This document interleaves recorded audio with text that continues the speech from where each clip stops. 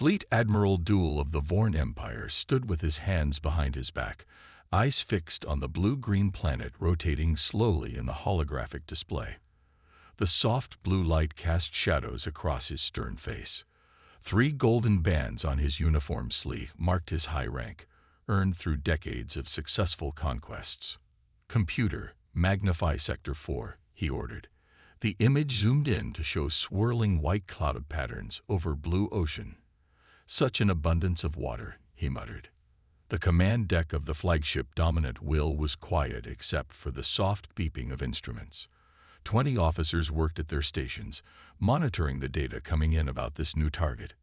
Earth, just another world to add to the 300 already under foreign control. Science Officer Lim approached with a data tablet. She was younger than most senior officers, her uniform still crisp and new. "Your full report, Officer Lim," Duel asked without taking his eyes off the planet. "Earth is a Class 3 developing world, Admiral," she said. "Their most advanced weapons are nuclear missiles with limited range. They have achieved basic space travel, but nothing beyond their own moon. No faster-than-light capabilities at all." Duel nodded. He had conquered worlds like this before.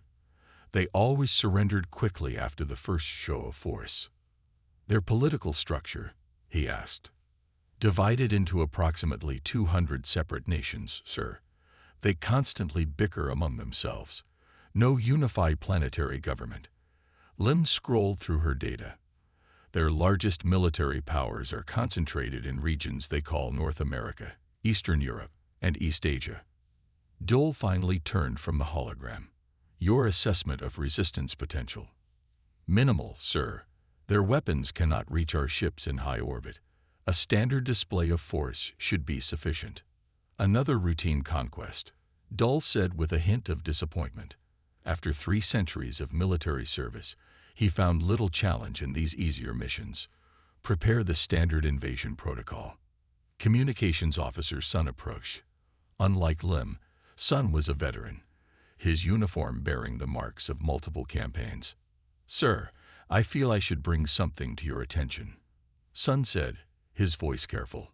"Speak freely, officer." "The radio emissions from this planet are unusually complex and numerous. Far more than we typically see from worlds at this development stage." Duel raised an eyebrow. "Explain." "They broadcast constantly, sir. Music, entertainment, data transfers. The volume suggests advanced digital networks despite their otherwise limited technology." For a moment, Duel considered this information. Then he waved his hand dismissively. "Primitive entertainment signals. Many species develop communication technology before achieving space travel. It means nothing." "Yes, Admiral," Sun replied, though he seemed unconvinced. Duel turned to his first commander. "Prepare the invasion fleet. Standard formation. I want 500 scout drones deployed to map their major military installations." "Yes, Admiral. Estimated time to invasion readiness is 6 hours." "Good." Duel took one last look at the rotating planet. So much water, yet so little importance. 12,000 miles away, deep beneath the bustling city of Seoul, Defense Director Tai sat in a windowless room illuminated by the glow of dozens of monitors. Unlike the overcrowded streets above, only 6 people worked in this secret facility, their fingers moving quickly across keyboards. Tai was a calm man with graying hair at his temples. He had been chosen for this position because of his ability to remain steady under pressure. Today would test that reputation. A soft alarm sounded. Assistant Director Ji looked up from her station. Her face showed no fear, only focused determination. "Sir, we have movement at the edge of the solar system," she announced. "The quantum detection grid confirms 27 large vessels passing Neptune's orbit. They match the profile of foreign warships." Ta nodded. Earth had been expecting this day for 15 years, ever since the discovery of the alien wreckage in the Arctic. The recovered technology had given humanity a head start, a chance to prepare while appearing vulnerable. "Show me," he said. The main screen changed to display a map of the solar system. Red dots mark the position of the approaching fleet. They're using their cloaking technology, G said. To conventional tracking, they're invisible. But our quantum detectors can see the distortion patterns. Have they detected our tracking? No, sir. The passive systems remain undetectable. Tai studied the approaching formation. The Vorn were following their standard invasion pattern, just as intelligence had predicted. They were confident, seeing Earth as an easy conquest. That confidence would be their downfall. Time to Earth orbit at their current speed. G checked her calculations. Approximately 6 hours, sir. Tai reached for the secure phone that connected directly to similar facilities on every continent. This phone had never been used outside of drills. Today, it would carry the message they had rehearsed countless times. This is Defense Director Tai, he said calmly. Verification code, Echo 79 Delta. We have confirmed Vorn presence at the edge of our solar system. The Artemis Protocol is now active. He listened to the brief acknowledgments from his counterparts around the world. Humanity spoke with one voice today, despite the appearance of division they had carefully maintained. Inform all Artemis stations, he told G after hanging up. It's time. Jai pressed a series of commands into her terminal. Around the world and in orbit, disguised satellites and ground stations received their activation codes. Systems that had been dormant for years began powering up. The Artemis grid, Earth's hidden defense network, was awakening. On a smaller screen, Ta watched news feeds from around the world. People went about their normal lives, working, shopping, arguing about politics. None knew that within hours, humanity would face its greatest test. Should we inform the public? G asked. Ta shook his head. Not yet. The plan requires normalcy until the last moment. The Vorn must believe we are unprepared. He looked at the main screen again, watching the red dots move slowly but steadily toward Earth. The Vorn Empire had conquered 300 worlds using the same strategy. Arrive unseen, demonstrate overwhelming force, and demand surrender. But Earth would be different. For the first time in Vorn history, they were invading a world that was waiting for them. Begin the countdown, Ta said quietly. And may we be ready when they arrive. The massive Vorn warfleet glided silently through the darkness of space. Their 57 warships moved past the rings of Saturn, their black hulls absorbing light rather than reflecting it. Advanced cloaking technology bent light around each vessel, making them invisible to normal telescopes and radar. Only a slight ripple in space marked their passage, like shadows moving through deeper shadow. On the bridge of the command ship Inevitable Victory, Fleet Admiral Dull watched the view screen with satisfaction. The golden rings of Saturn filled the display, a beautiful sight that the Admiral barely noticed. His mind was on the small blue planet that lay ahead. Status report, Dull ordered. Scout Commander Quan stepped forward. He was tall and thin, with the sharp eyes of someone who missed nothing. As head of the advanced scouting team, Quan had been studying Earth for the past 3 days. Our scouts have mapped their entire defense network, Admiral, Quan said. They have primitive satellites that we easily avoided. Their radar systems cannot detect our ships. Earth remains completely unaware of our presence. Duel nodded. This was going exactly as planned. The Vorn Empire had perfected the art of surprise invasions over the centuries. What about their military capabilities? He asked.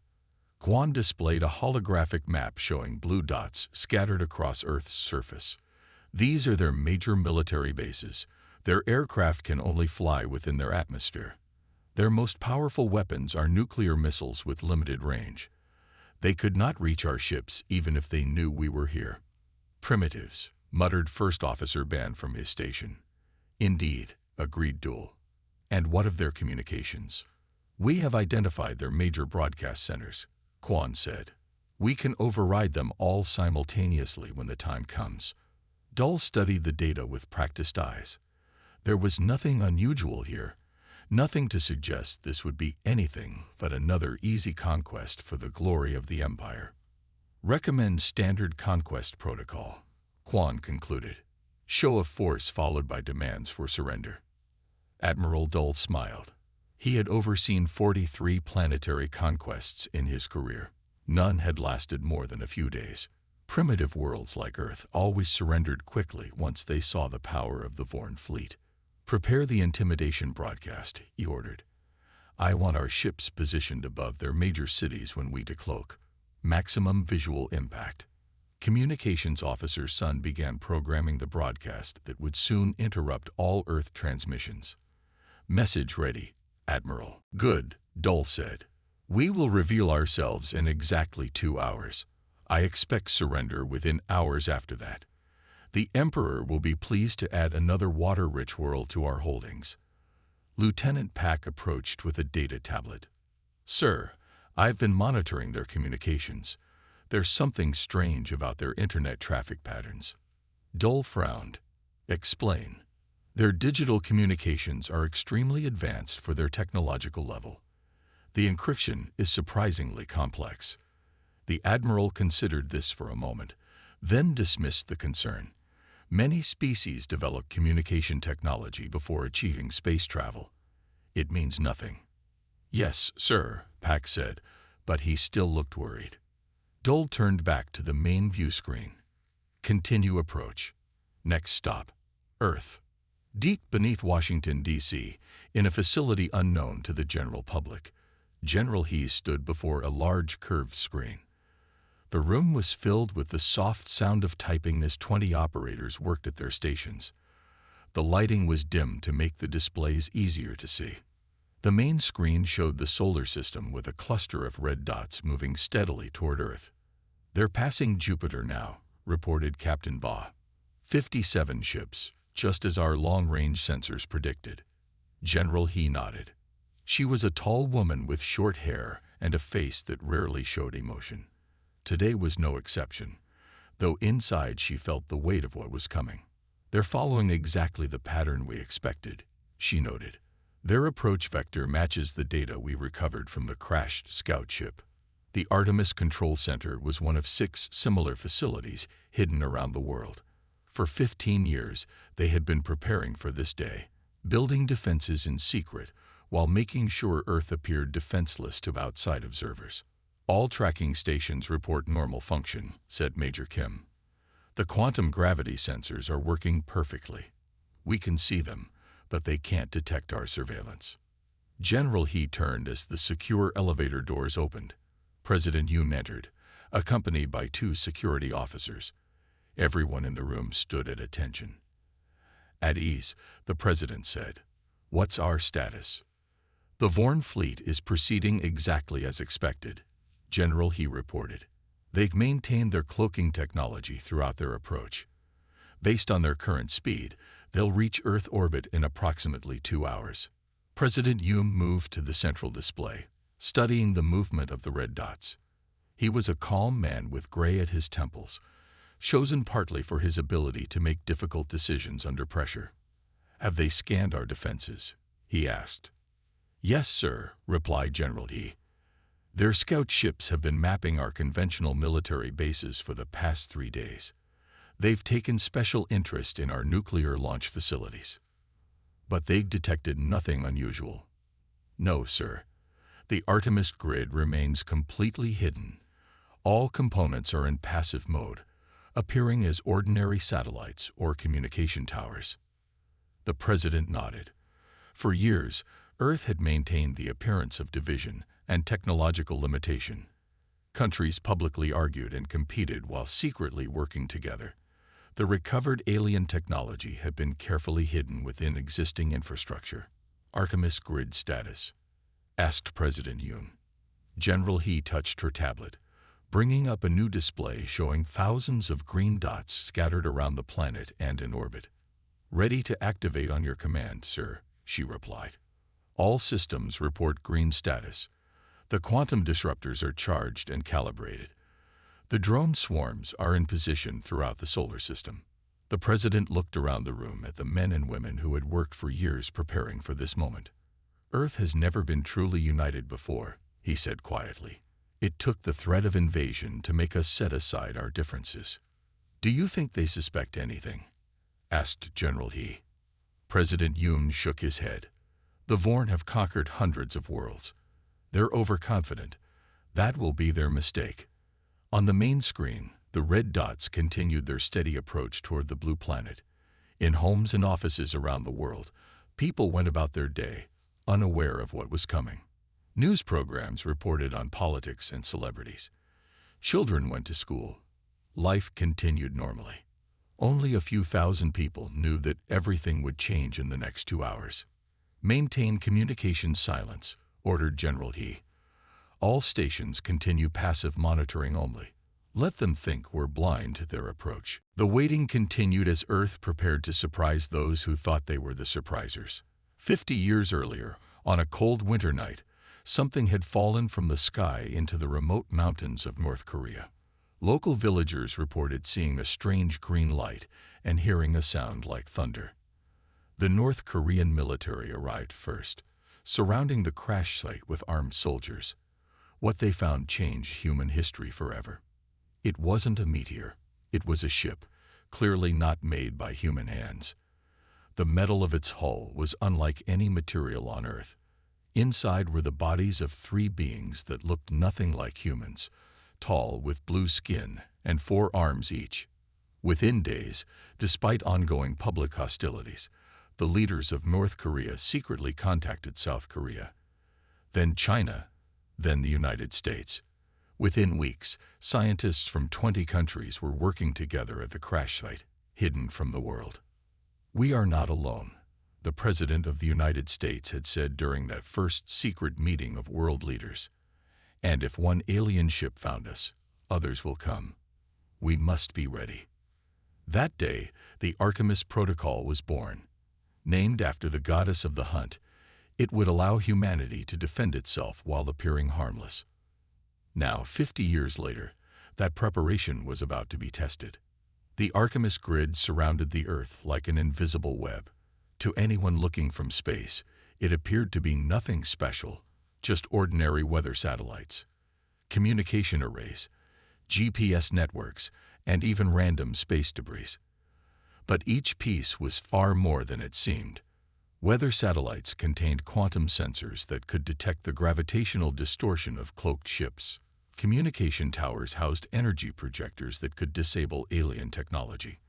What looked like useless space junk actually held millions of microscopic drones, each programmed to infiltrate and disable enemy vessels.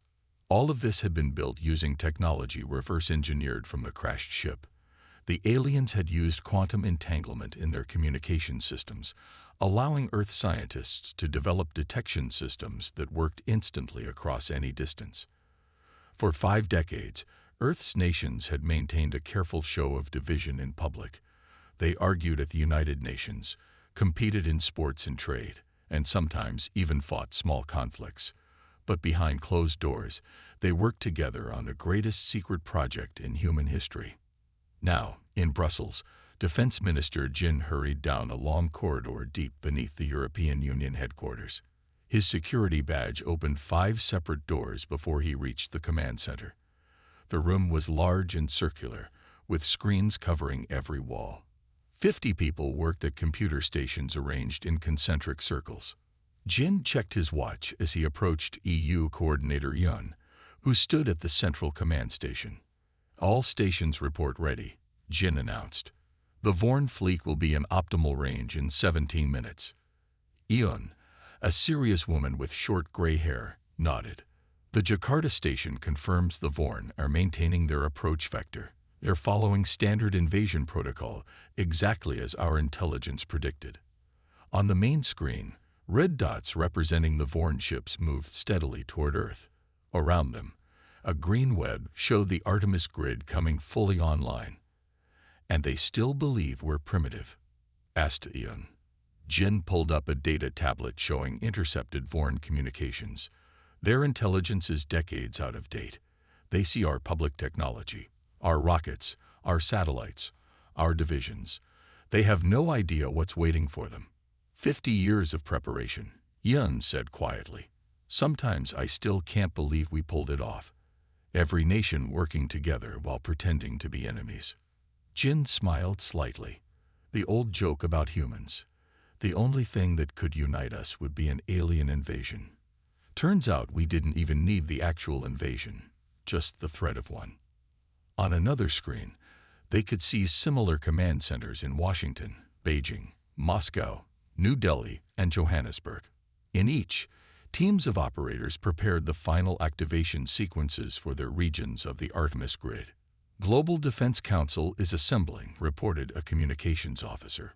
The largest screen switched to show a secure virtual meeting room. 24 faces appeared, the leaders of Earth's defense regions. President Yoon of the United Korean Republic sat at the center as this year's council chair. Final status reports, Yoon requested. One by one, the regional commanders reported. North American grid at full readiness. Asian grid green across all nodes. European grid standing by. African grid ready to engage. Oceania grid reports all systems optimal. South American grid fully operational. Jin watched as the leaders of nations that publicly disagreed on almost everything worked together with perfect coordination. It had taken the discovery of the crashed ship to make them realize how small their differences really were. An alert sounded. Vorn fleet decelerating, reported a sensor operator. They're taking up positions above major cities. Right on schedule, Jin said. They always position themselves over population centers before revealing themselves. Maximum psychological impact. On screens around the room, operators could see the Vorn ships moving into formation over cities like New York, London, Beijing, and Tokyo. The ships remained cloaked, invisible to conventional detection and to the naked eye. They're preparing their intimidation broadcast, reported a communications analyst. We're detecting energy buildup in their transmission arrays. Yoon turned to Jin. Remember the simulations. Once they decloak and start broadcasting, we'll have exactly 43 seconds before they expect a response. Jin nodded. More than enough time. The atmosphere in the room was tense but controlled. Humanity had been preparing for this moment for half a century. Every person knew their role. On the main screen, President Yoon looked at each face in the virtual meeting room.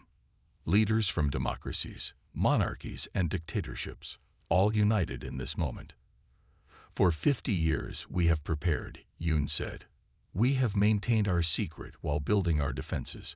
We have studied the technology from the crashed ship and improved upon it. We have created weapons that do not destroy but disable. Today we defend not just our individual nations, but our entire species. He paused, his expression solemn. The Vorn Empire has conquered 300 worlds. They believe Earth will be number 301. They expect to find a divided planet with primitive defenses. Instead, they will find a united humanity ready to protect itself. The red dots on the tactical display stopped moving. The Vorn fleet was in position. They're beginning to decloak, reported a sensor operator. Energy signatures rising. President Yoon looked directly into the camera. Humanity stands together today. Authorization granted. Activate the Artemis grid. Around the world, operators pressed their keys in perfect synchronization. The green web on the tactical displays pulsed once, twice, and then began to glow brighter. The Artemis grid awakened fully, ready to show the Vorn Empire that Earth was not the easy target they believed it to be. Quantum disruptors charging, reported Jin. All systems green. Ready to engage on your command, coordinator. Yoon nodded, her finger hovering over the final activation switch. Let's show them what humanity can do when we work together. The Vorn fleet decloaked simultaneously above Earth's major cities. 57 massive warships, each nearly a mile long, suddenly appeared in the blue sky. Their dark hulls blocked out the sun, casting giant shadows over New York, London, Tokyo, Moscow, Beijing, and other population centers. People in the streets below stopped and pointed upward. Some screamed. Others took pictures with their phones. Cars stopped in the middle of roads. In Times Square, thousands of people stood frozen, their faces turned to the sky. On the bridge of the inevitable victory, Admiral Dull watched with satisfaction as the view screens showed the human reaction to their arrival. This was his favorite part of any conquest, the moment when the primitive species realized how helpless they truly were. "Begin the broadcast," he ordered. Communications Officer Sun pressed a series of commands on his console. "Broadcasting on all Earth frequencies, Admiral. We've overridden their television, radio, internet, and phone systems. Around the world, every screen changed to show Admiral Dull's face. His blue-gray skin and yellow eyes filled displays in living rooms, offices, and on giant billboards in city centers. His voice boomed from speakers everywhere. "People of Earth," Dull began, his voice translated perfectly into each local language. "Your planet is no." In the underground command center in Washington, President Yoon didn't wait to hear the rest of the message. The moment the Vorn ships had decloaked, he gave the order they had been waiting 50 years to give. "Activate Artemis," he commanded. General He pressed her palm against a scanner. Artemis activation confirmed. Around the world, in 6 command centers, 24 commanders simultaneously turned their keys. Green lights flashed across control panels. A technician began the countdown. Artemis grid activating in 3, 2, 1. What had appeared to be ordinary weather satellites suddenly emitted pulses of blue energy. Communication towers around the world glowed briefly. Thousands of objects that had looked like space junk began to move with purpose. The quantum disruption field expanded outward at the speed of light. This technology, reverse-engineered from the crashed alien ship and improved by human scientists, targeted the specific frequency of Vorn energy shields and weapons systems. On the inevitable victory, Admiral Dull's speech was interrupted by a sudden blaring alarm. Red warning lights flashed across the bridge. "What's happening?" he demanded. First Officer Ban looked up from his console in confusion. "Sir, our shields are failing. Weapons systems going offline." "Impossible," Dull shouted. "How could primitives?" Before he could finish, the lights on the bridge flickered and died. Emergency lighting came on, bathing everything in dim red. "Admiral," reported Engineering Officer Han, "something is interfering with our power systems. I've never seen anything like it." Throughout the solar system, trillions of microscopic drones, each smaller than a grain of sand, had been waiting for this moment. Deployed years earlier, they had remained dormant until receiving the activation signal. Now they swarmed toward the Vorn ships, passing easily through the disabled shields. The drones entered through ventilation systems and maintenance ports. They moved through the ships like a metallic mist, seeking out critical systems. Once in position, they attached themselves to circuit boards and control panels. Admiral Dull stared in disbelief as system after system went offline.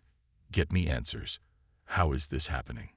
"Sir," reported Science Officer Lim, her voice shaking, "I'm detecting millions of tiny objects infiltrating our hull. They appear to be some kind of technology we've never encountered before." On the view screen, Dull could see the same thing happening to the other ships in his fleet. One by one, they were going dark, their lights flickering out. "Launch fighters," he ordered. "Fighter bay doors not responding, sir," replied the flight controller. "Navigation systems offline. Life support switching to emergency power." In Brussels, Defense Minister Jin watched the tactical display as all 57 Vorn ships went from red threat status to yellow contained status. "The drone swarms have successfully infiltrated all vessels," reported a technician. "They're disabling navigation, weapons, and propulsion systems while leaving life support intact." EU Coordinator Yun nodded with satisfaction. "Just as we planned. Disable, don't destroy." In Washington, the technician monitoring the operation continued his countdown. 40 seconds since Artemis activation. All Vorn vessels showing containment status. General He stood with her arms crossed, watching the screens intently. Decades of preparation were coming to fruition in less than a minute. "Quantum communication jammers active," reported another technician. "The Vorn fleet cannot contact their homeworld."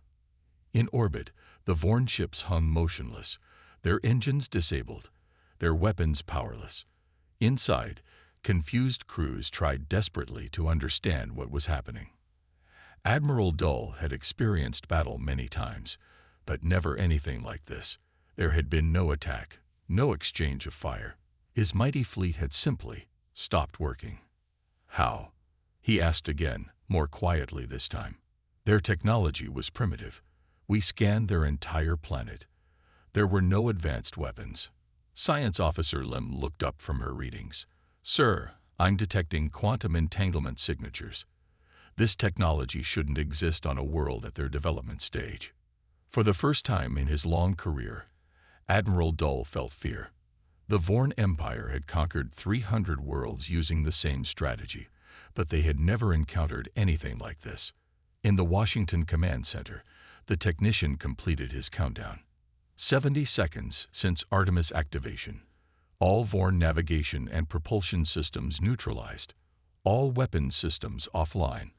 All communication systems jammed. Status of their life support? Asked President Yoon. Fully functional, sir. The drone swarms avoided those systems as instructed. General He checked her watch. Total time elapsed. 72 seconds. The room fell silent as the implications sank in. The mighty Vorn Empire, conquerors of 300 worlds, had been defeated in just over a minute without a single shot being fired. Defense Minister Jin, connected via secure video from Brussels, asked the question on everyone's mind. Casualties. The officer monitoring life signs looked up from his screen. None, sir. Not on either side. All Vorn crew life signs are stable. No human injuries reported anywhere on Earth. President Yoon nodded with satisfaction. This had been the plan from the beginning. Not to destroy the invaders, but to demonstrate that Earth could defend itself without bloodshed. Prepare for communication with the Vorn flagship, he ordered. It's time to introduce ourselves properly. On the inevitable victory, Admiral Dull sat in his command chair, surrounded by the dim red glow of emergency lighting, trying to comprehend how everything had gone so wrong so quickly.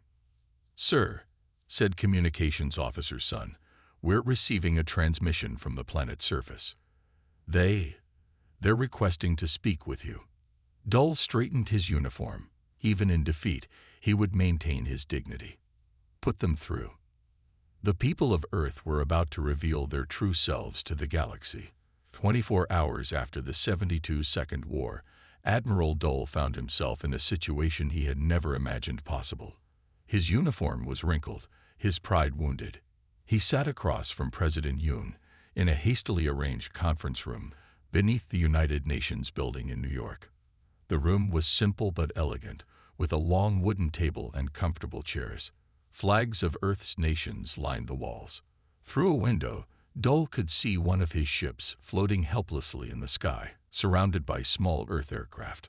5 humans sat on one side of the table, President Yoon in the center, with Defense Minister Tai and General He beside him. 2 others Dull didn't recognize completed the group. On Dull's side sat only First Officer Ban and Science Officer Lim. The rest of his command staff remained on their disabled ships. How? The Admiral asked, his voice quiet but filled with confusion. Your species was supposed to be primitive. Our intelligence showed basic nuclear weapons, no space travel beyond your own moon. You were divided, always fighting among yourselves. President Yoon smiled slightly. We decided to appear that way. Our intelligence showed that your empire has a reputation for conquering advanced civilizations, but ignoring primitive ones. Dull's yellow eyes widened. You knew about us. For how long? 50 years, answered General He. One of your scout ships crashed in our mountains. We recovered the technology and studied it. Dull turned to Science Officer Lim, who nodded in confirmation. We did lose a scout ship in this sector 50 years ago. It was assumed destroyed in an asteroid field. But even with our technology, how could you advance so quickly? Dull asked. It took the Vorn 3 centuries to develop quantum entanglement systems. Humans are very good at adaptation, said Minister Ta. When we work together, We can accomplish amazing things in a short time. Your scout ship gave us a head start, but we improved on your designs." Dole looked down at the table, trying to process this information. "And the divisions between your nations, the conflicts we observed." President Yoon's expression became serious. "Some were real. We are not a perfect species, but the major powers have been working together in secret. Since we discovered your scout ship, we maintained the appearance of division to fool your intelligence. A clever strategy," Dole admitted reluctantly. His pride was wounded, but he could appreciate the tactical brilliance. Minister Ta slid a document across the table. It was written in both English and the Vorn language. "These are our terms. Earth will be recognized as a sovereign power. The Vorn will cease all aggressive expansion, not just against Earth, but against all worlds." Dole scanned the document, his face showing surprise at each new point. "This goes far beyond Earth. You're asking for protections for other worlds as well." "We've seen your invasion records," said General He. 300 conquered worlds. Many species enslaved or displaced. We cannot allow that to continue. The Emperor will never," Dole began, his voice rising. "Your ships are disabled but intact," Tai interrupted firmly. "We could have destroyed them all with the push of a button. We chose not to. Remember that when you speak to your Emperor." The room fell silent. Dole looked at the faces of the humans across from him. They showed no fear, no uncertainty. They had the upper hand, and they knew it. "How did you do it?" asked Science Officer Lim, her scientific curiosity overcoming protocol. "The quantum disruption field was unlike anything we've encountered before." President Yoon motioned to a young woman sitting at the end of the table. "Dr. Han developed it based on principles we found in your scout ship's engine room." Dr. Han spoke quietly, but with confidence. "Your quantum shields operate on a nested frequency pattern. We created a counter pattern that unravels the nesting. Simple in theory, though it took us 20 years to perfect." "And the microscopic drones?" asked Lim. "Reverse engineered from your ship's maintenance systems," Dr. Han replied. "We made them smaller and programmed them to target specific systems." Admiral Dole realized that these humans had not just copied Vorn technology, they had improved it, adapted it, and turned it against its creators. In just 50 years, they had achieved what took the Vorn centuries. "I will take your terms to the Emperor," Dole said finally. "But I must warn you, the Vorn Empire is vast. Even if our fleet was disabled, there are thousands more ships." President Yoon nodded. "We understand. That is why we left your communication systems partly functional. We want you to show the Emperor exactly what happened here. Sometimes a demonstration is more convincing than a threat." Dole understood the implication. Earth was allowing him to report their victory precisely because it would serve as a warning. "You have 3 days to consider our terms," said Minister Ta. "After that, we will begin dismantling your ships for study." As Dole and his officers were escorted from the room, the Admiral looked back at the humans. For the first time in his long military career, he felt respect for an enemy. 3 days later, the Vorn Empire accepted Earth's terms. Admiral Dole returned to his homeworld in a single ship, the others remaining in Earth orbit as a guarantee of the agreement. 1 month later, Earth prepared to introduce itself to the wider galactic community. The United Nations building in New York hosted representatives from every nation. For the first time in human history, Earth would speak with one voice to the stars. The Galactic Council, a loose alliance of 37 spacefaring species, had called an emergency session after learning of Earth's defeat of the Vorn fleet. No new species had been admitted to the Council in over a century. President Yoon stood before Earth's delegation. 200 men and women from every country.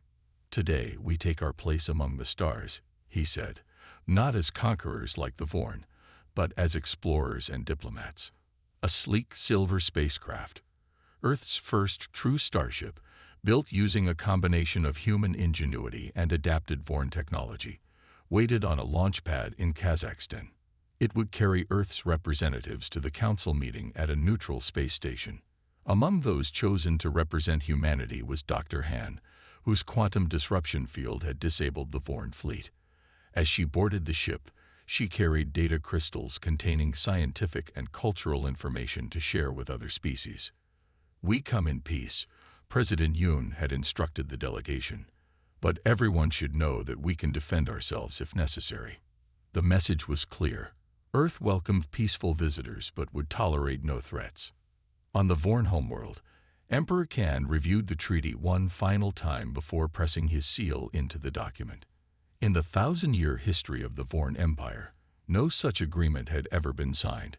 Never had the Empire agreed to limit its expansion. "Are you certain about this, Your Majesty?" asked his chief advisor. Emperor Kan nodded slowly, watching the recording of the 72-second defeat for the 100th time. "We have much to learn from these humans," he said. "Perhaps conquest is not the only path to greatness." As Earth's starship broke free of the atmosphere and headed toward its first meeting with the galactic community, humanity looked to the stars not with fear, but with confidence.